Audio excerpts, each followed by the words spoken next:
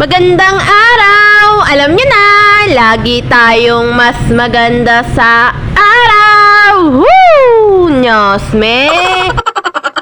Anyways, binabati ko ang mga nagwagi at pinili ng mga tao para mamuno sa kanya-kanyang barangay. Naway magsilbi kayong mabuting ehemplo sa inyong mga kabarangay at naway maging patas palagi sa pakikitungo sa inyong mga nasasakupan.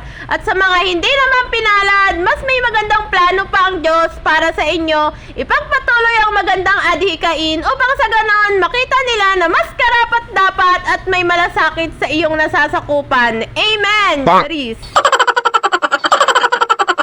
Anyways, kahapon nga yan, dahil may pasok pa nga ako ngayon, nauna na nga lang ako sa mga naiwan. Kaninang umaga naman, ayan, binaon ko na nga lang yung agahan ko dahil anong oras na nga rin ako nagising, dahil anong oras na nga rin kami nakauwi. Pero may naiwan pa nga ang mas late na nga rin nakauwi kagabi. Binaon ko na nga lang yung agahan ko at dito na nga lang ako kumain pagdating sa trabaho. Ang ulam ko nga dyan ay yung adobong leeg na binili ko pa nung nakaraan. Sa totoo lang, grabe talaga ang lungkot ng mga pangyayari kagabi. Pero syempre, kailangan nating mag-move on at ipagpatuloy ang hamon ng buhay sa araw-araw. Dahil sa huli ay nasa sa atin pa rin kung paano tayo mas aangat sa buhay. Anyways, kumain na nga ako dyan at pagkatapos ko nga kumain dahil pupunta nga yung boss ko ngayon at magdadala ng stock, syempre, kailangan nating maglinis at para hindi tayo mapagalitan. Nyosme!